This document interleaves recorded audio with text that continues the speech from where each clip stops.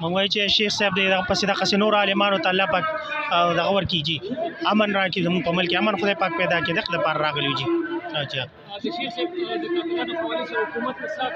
حکومت هم دغه اپیل کوو چې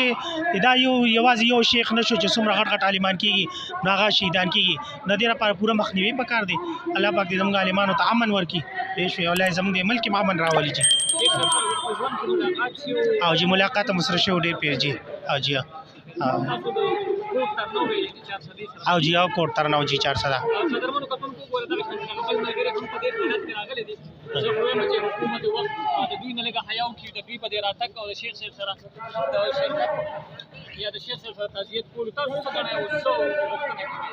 جی بس زموږ دا مطالبه ده چې شیخ صاحب ته انصاف ملو شي